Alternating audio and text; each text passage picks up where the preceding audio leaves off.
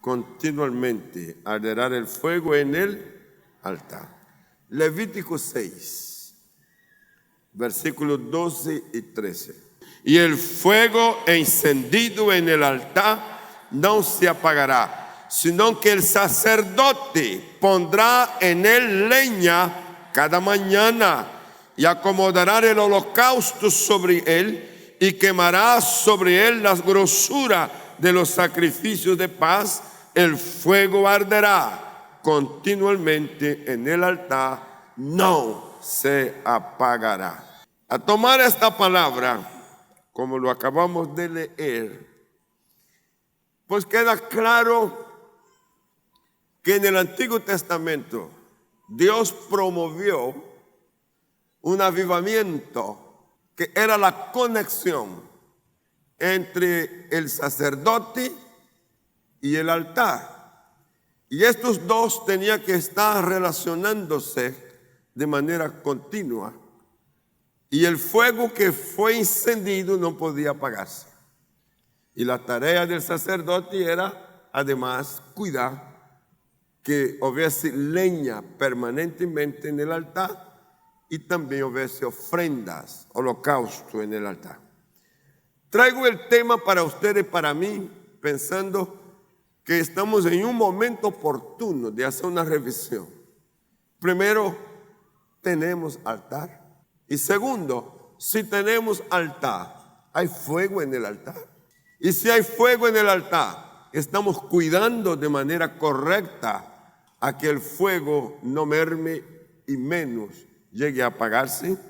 Quiero conducirlo a unos puntos que aquí lo tengo. El fuego es el elemento que combate las impurezas, los gérmenes y los microorganismos nocivos para la salud. En el lenguaje de la calle de los antiguos, la expresión es: el fuego lo mata todo. El poder del fuego es simplemente increíble, aún en el campo de la purificación. 2. El altar es el lugar de entrega y purificación. Cada vez que se movilizaba el ministro de Dios hacia el altar, llevaba la intención de entregar, de ofrecer y de purificar. La víctima que era puesta allí estaba puesta como sacrificio por sus pecados, por sus errores, por sus faltas. Y era importantísimo que esta tarea fuera hecha para que pudiese permanecer vivo delante de Dios. En Isaías, el texto tan leído y tan conocido por todos nosotros, dice: entonces dije, ay de mí que soy muerto, porque he sido hombre inmundo de labios y habitando en medio del pueblo que tiene labios inmundos. Han visto mis ojos al Rey Jehová de los ejércitos.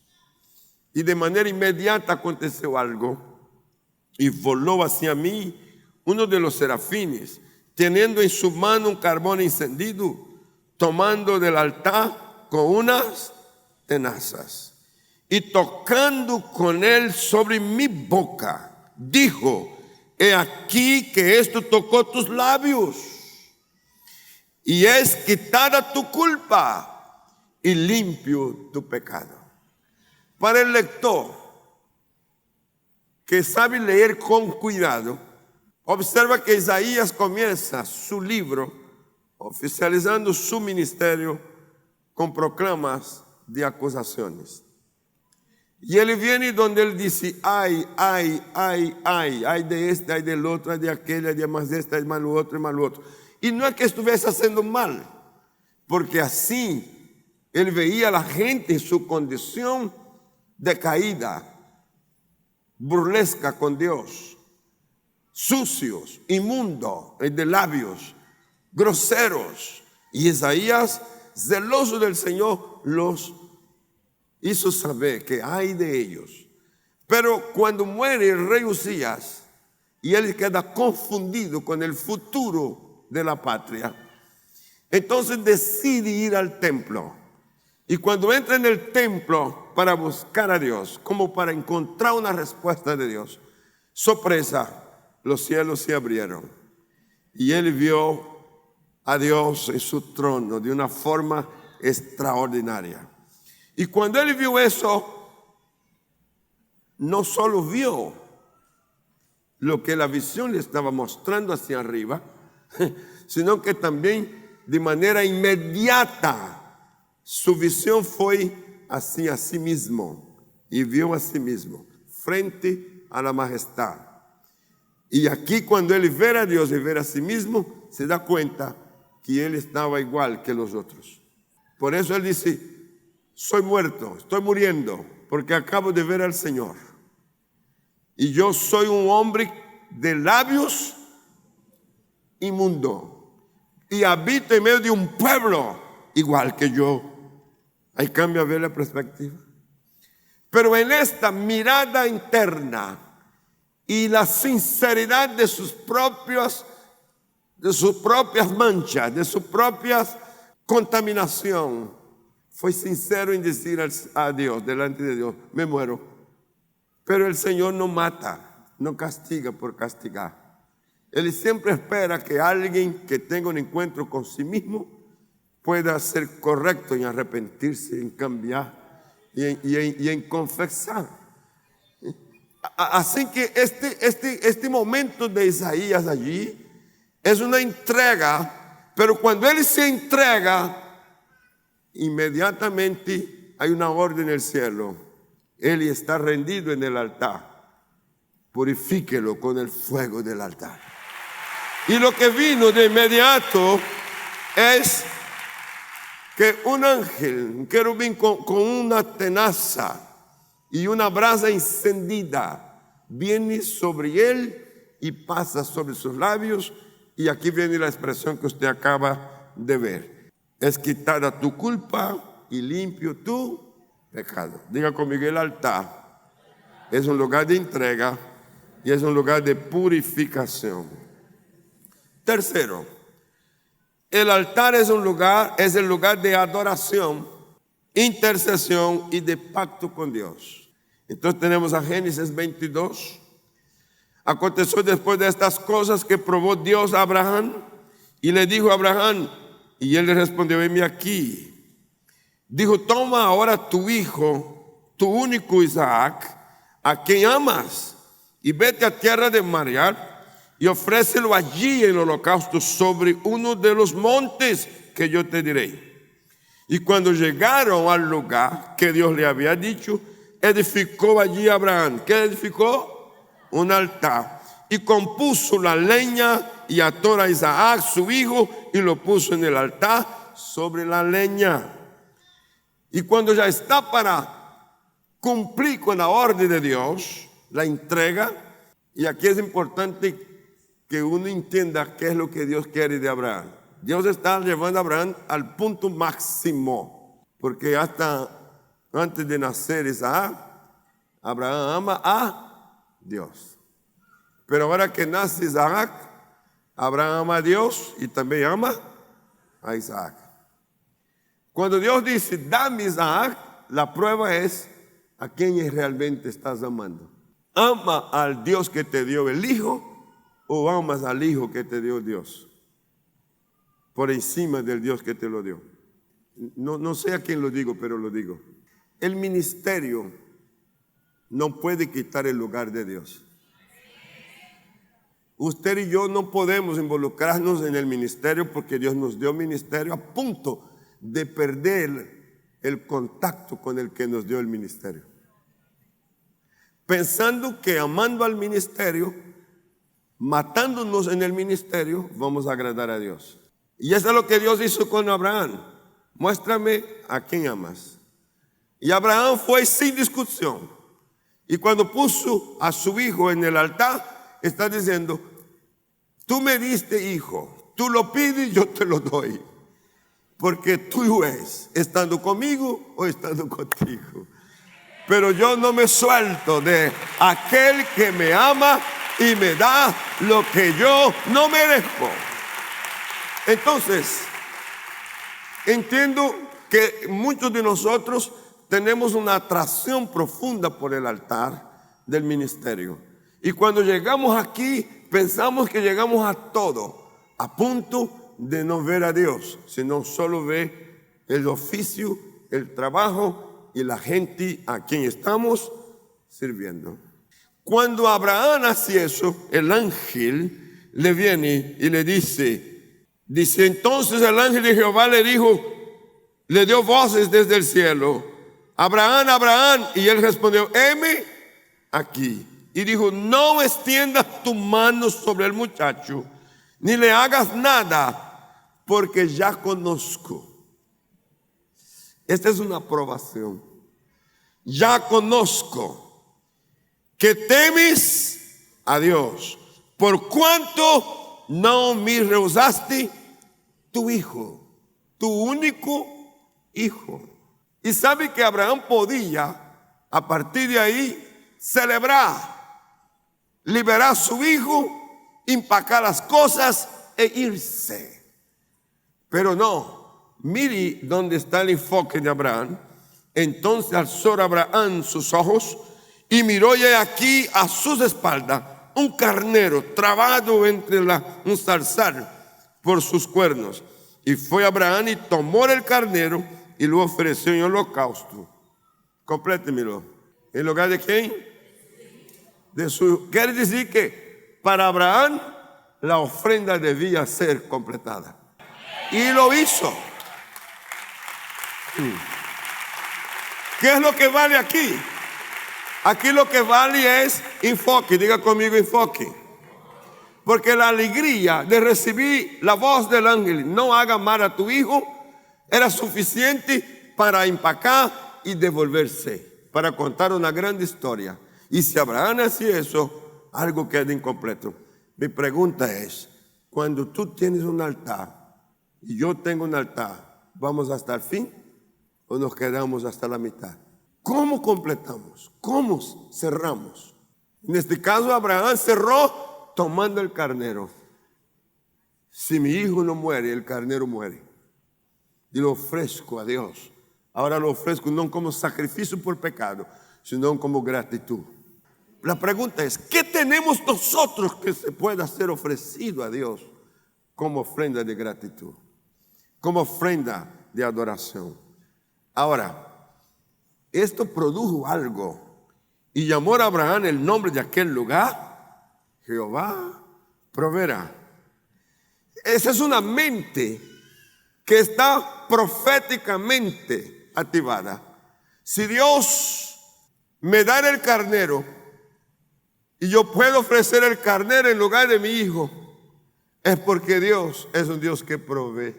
Y el Dios de Abraham, el Dios que provee, está en esta casa. Te está viendo, te conoce. De pronto te está estirando hasta lo último, pero no te dejará solo. Él le dijo, proveerá. Por tanto se dice hoy, ¿cuándo? Hoy el monte de Jehová será provisto. Yo creo que hoy el centro cristiano tiene el simbolismo del monte de Jehová. Y aquí Jehová provee. Nadie saldrá de aquí igual como entró. El versículo 15. Y llamó el ángel de Jehová a Abraham por segunda vez desde el cielo y dijo, por mí mismo he jurado, dice Jehová, que por cuanto, has hecho esto. ¿Esto qué? ¿Esto qué?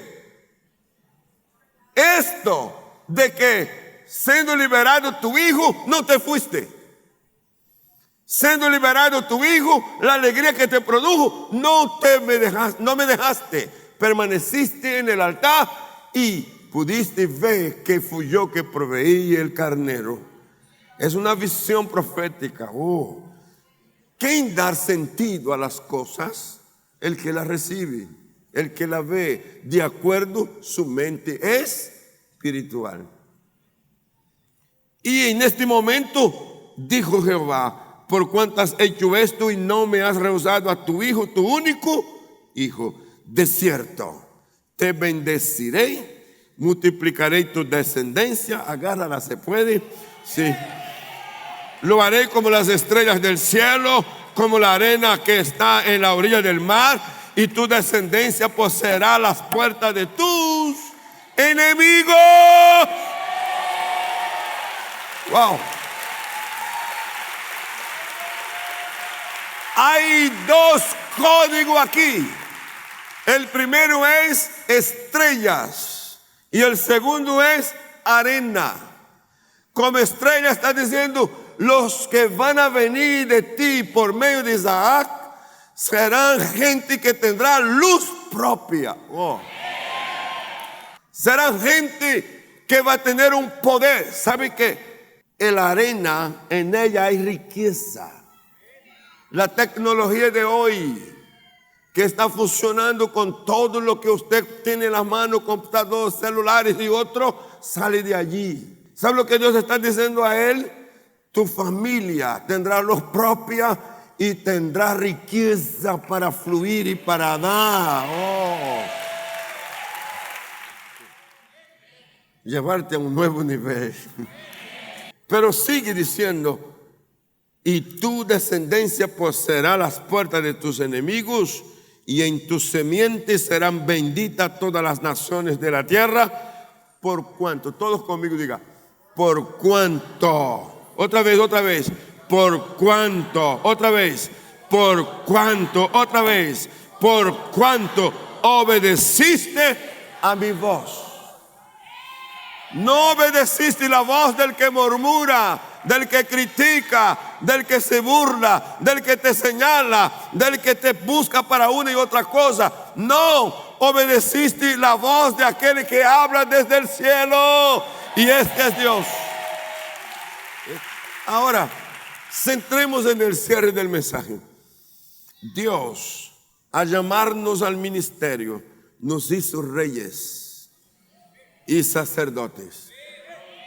Solo quiero que lo tome. Tengo la felicidad de hablar a reyes y a sacerdotes. Tú eres un rey y eres un sacerdote. Estás administrando dos asignaciones. Una que es realeza y la otra que es sacerdocio. ¿Sí? Es el sacerdocio. Sin embargo, quiero su atención para que pensemos un poco. Ambas son nuestras asignaciones y privilegios. Ambas.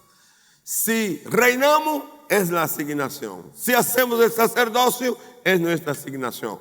Somos reyes para gobernar. Diga conmigo: soy rey para gobernar. Y luego somos sacerdotes para interponernos entre Dios y el pueblo. Ajá. En uno se gobierna y en el otro se interpone. Se interpone. En Hebreos capítulo 5, verso 1 al 4. Porque todo sumo sacerdote tomado de entre los hombres es constituido a favor de los hombres. Ojo, ¿constituido qué? Verá que no dice en contra, es a favor. El miembro de nuestras congregaciones, de la más pequeña, de la más grande, de un grupo, de una unidad, que de pronto usted y yo vemos a él como hostil, como rebelde, como reiterativo, y a usted le da gana agarrarlo a cocazo.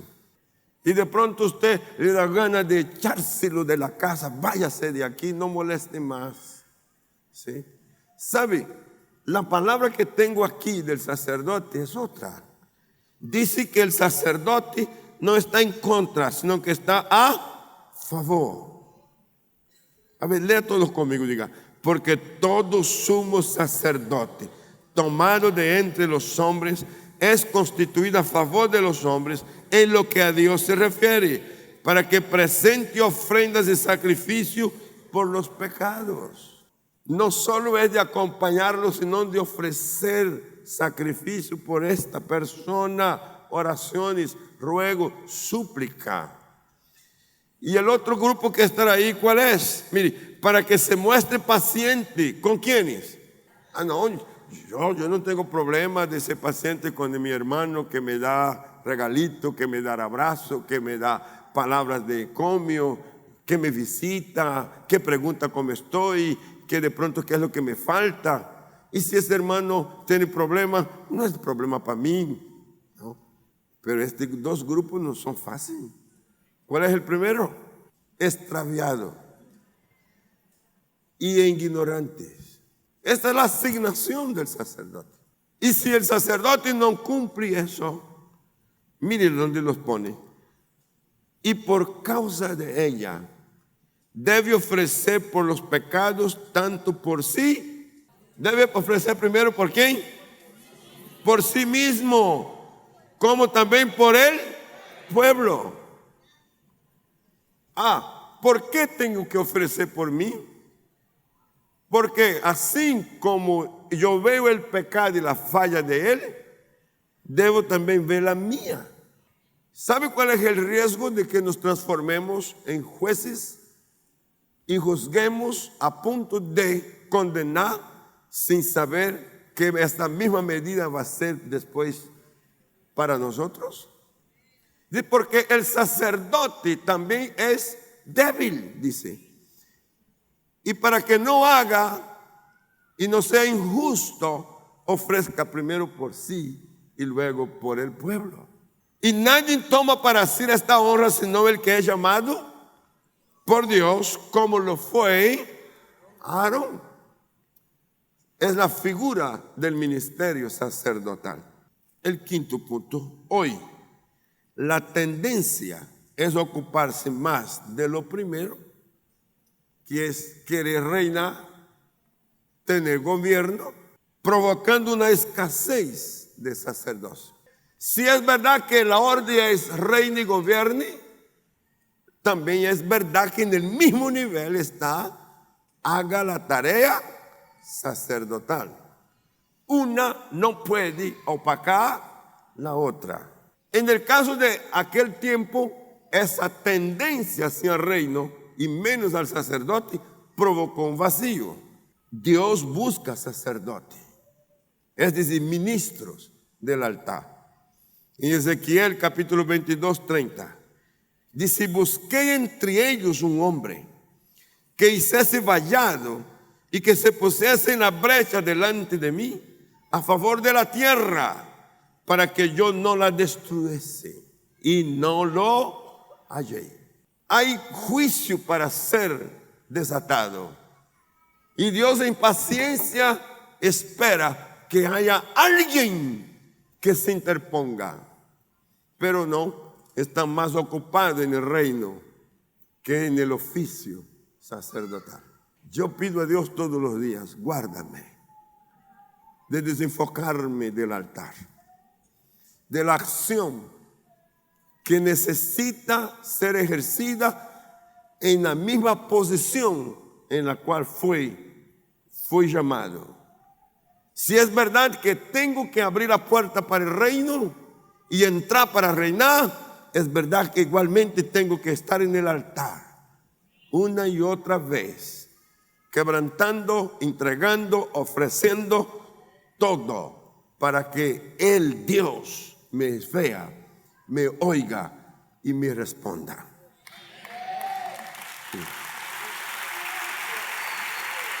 Entonces la pregunta: el Dios que busca sacerdote y lo busca en Colombia y lo está buscando en Cúcuta, ¿lo hallará?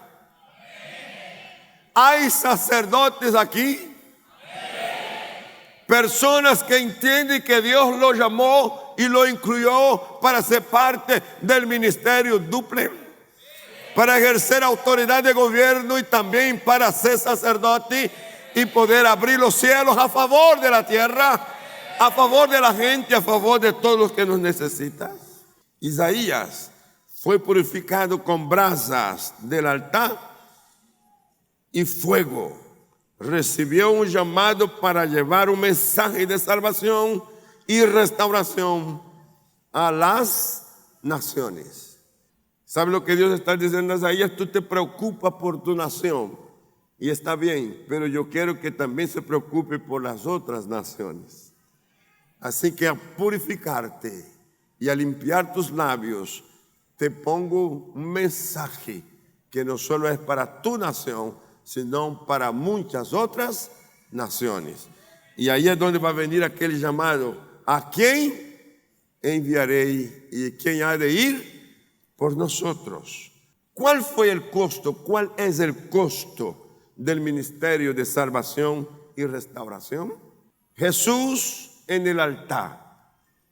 Mire cuál fue el costo. Hebreos 12, verso 2. Puesto los ojos en Jesús, el autor y consumador de la fe, el cual por el gozo puesto delante de él sufrió la cruz, menospreciando el oprobio, y se sentó a la diestra del trono de Dios.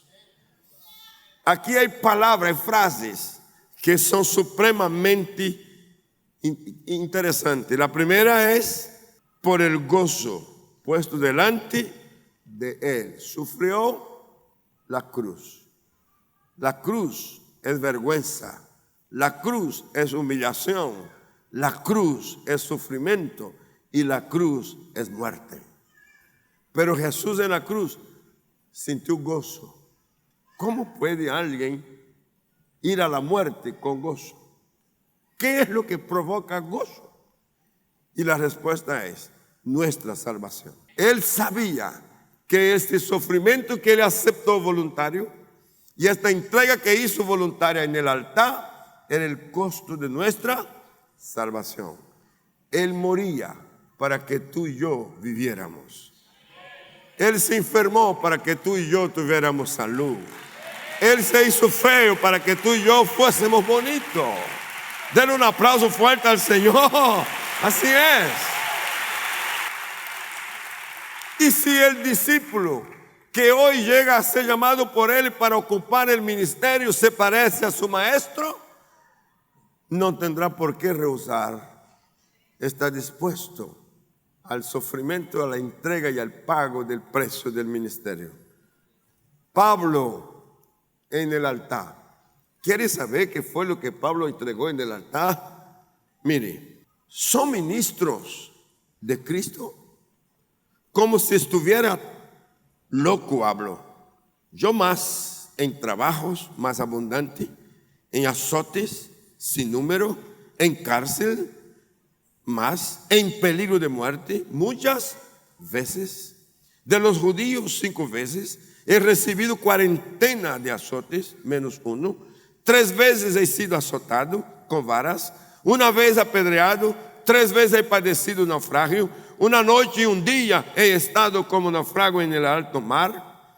En caminos muchas veces, en peligro de ríos, peligro de ladrones, peligro de los de mi nación, peligro de los gentiles, peligros en la ciudad, peligros en el desierto, peligros en el mar, peligros entre los falsos hermanos. En trabajo y fatiga, en muchos desvelos, en hambre y en sed, en muchos ayunos, en frío y en desnudez. Usted y yo tenemos que dar gracias a Dios, porque la mayoría de los que estamos aquí no ha sido todavía necesario llegar ahí. Así que no cabe la murmuración cuando no hemos pasado por nada. No cabe el reclamo, no cabe el disgusto, no cabe. En trabajo y fatiga, en muchos, no poco, en muchos, diga conmigo muchos, desvelos, en hambre y sed, en muchos ayunos. No es que estaba ayunando porque quería, no, es porque no había con qué comer. No había changua, no había perico, no había el caldito de costilla para la noche, ni el caldo de huevo, ni la arepa amarilla. No había la arepa cañera. Y transformaba eso en ayuno, en frío, y en desnudez. Pero viví todo eso sin desanimar, sin renunciar. Pero el versículo 28, a todos conmigo diga, y además de otras cosas, lo que sobre mí se agolpa cada día, la preocupación por todas las iglesias. ¿Cuántas? ¿Cuántas? ¡Wow! ¿Cómo puedes todo lo otro más eso? Todas las iglesias.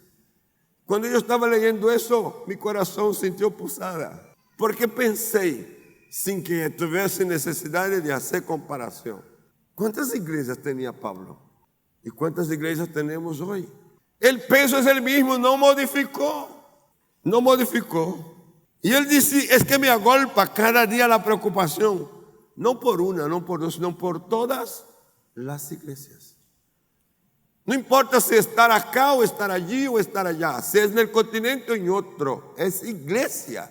Por eso yo agradezco a Dios muchísimo tomando esta figura con aquellas personas que me facilita la tarea, no poniendo más carga de la que ya por naturaleza se debe llevar. Y pediría a todos los miembros y a todos los líderes, facilite a su pastor. No aumente su carga, no aumente. Una censura contra esto, contra aquello, contra aquella, puede pesar de más. Y sabiendo que él ya está cargado, ¿por qué poner más? Es una palabra del costo del ministerio. Verso 29, perdón. ¿Quién enferma? ¿Y yo no? ¿A quién se le hace tropezar? Y yo no me indigno. Si es necesario gloriarse, me gloriaré en lo que es de mi debilidad. El Dios y Padre de nuestro Señor Jesucristo, quien es bendito por los siglos, sabe que no miento. En otras palabras, estoy en el altar. Es lo que está diciendo Pablo, estoy en el altar. Y ese es el precio, es mi entrega en la cual el ministerio me ha proporcionado. Ahora nosotros en el altar, Hebreos 13, tenemos un altar del cual no tiene derecho de comer los que sirven al tabernáculo, porque los cuerpos de aquellos animales cuya sangre a causa del pecado es introducida en el santuario por el sumo sacerdote son quemados fuera del campamento. Por lo cual también Jesús, para santificar al pueblo mediante su propia sangre, padeció fuera de la puerta. Entonces la invitación es, todos conmigo digan, salgamos pues a él fuera del campamento, llevando su vituperio. ¿Llevando qué?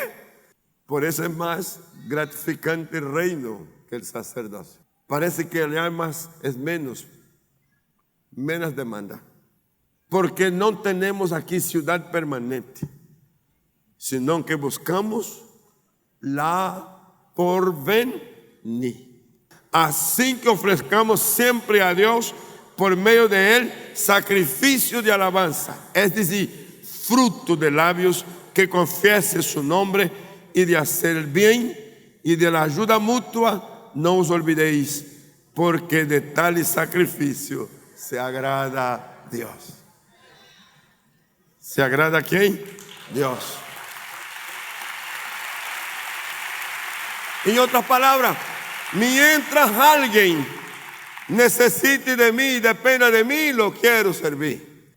Conclusión: que arda el fuego continuamente en nuestro altar. La carta de Pablo a Timoteo, segunda carta, capítulo 1, verso 6. Todos conmigo, diga. Por lo cual te aconsejo que avives el fuego del don de Dios que estará en ti por la imposición de mis manos. ¿Avive qué? El fuego del don de Dios. Wow, usted es un altar con fuego. Wow. Vamos, levante su mano y diga, yo soy un altar con fuego. ¿Qué tipo de fuego? Entonces todos conmigo como si fuese una proclama. Todo va a aparecer ahí en la pantalla y usted me va a acompañar. El fuego misionero con resultado. Diga conmigo. El fuego misionero con resultado de millares de salvos, millares de bautizados en aguas, millares de bautizados con el Espíritu Santo, millares comprometidos con una vida de santidad, millares comprometidos con la multiplicación, millares comprometidos con una acción de milagro, millares comprometidos con una acción restauradora a los desanimados y extraviados, millares comprometidos con una vida de abundancia y millares comprometidos con un lenguaje de reino.